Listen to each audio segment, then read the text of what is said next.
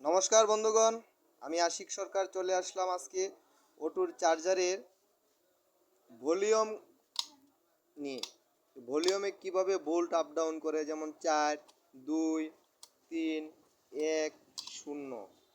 তো এটা কিভাবে কত ভোল্ট কিভাবে আসে, কিভাবে আপনার ভলিউম সেটিং দিবেন, বিশেষ করে ভলিউমের কোন তারটা কিভাবে লাগবে এই বিষয়ে আমরা কথা বলবো।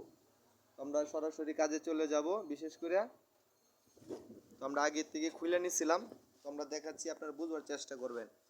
একটি কোয়েল যখন বাঁধানো শেষ হয়, দেখেন কোয়েলটা এখানে শেষ বাঁধানো, এদিক থেকে এদিকে শেষ, একটু ব্যবধান এখানে থাকে কিন্তু।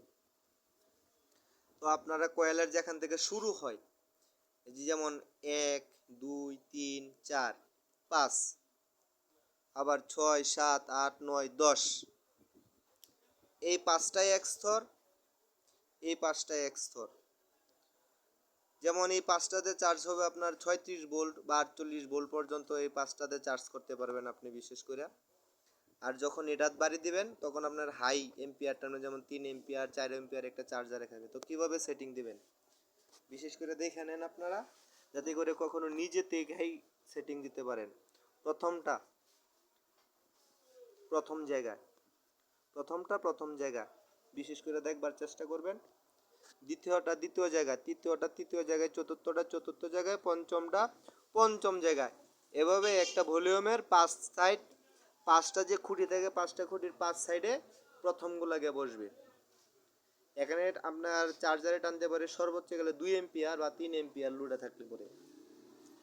আবার যখন আপনি হাই ভোল্ট দিবেন, যেমন 5-এর কাডা, 6-এর কাডা, 7-এর কাডা, 8-এর কাডা, 9-এর কাডা, তো আপনার 5, 6, বিশেষ করে 5, 6, 7, 8, 9, 10, এই টোটালি এই 9টা কাটায় যখন 10টা কাটায় বাড়ি পড়বে, তখন কিন্তু আপনার 5 থেকে 3 এম্পিয়ার কমপ্লিট টানবে চার্জারে। 3 এম্পিয়ার টানতে গেলে আপনার বুঝতে হবে আপনার ব্যাটারির চার্জারের লাইন অবশ্যই শক্ত হতে হবে।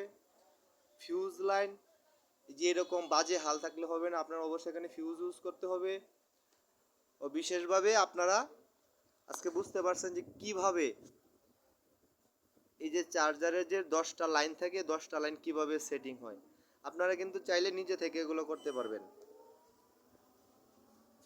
তো অবশ্যই বুঝবার চেষ্টা করবেন আমার কথাগুলা।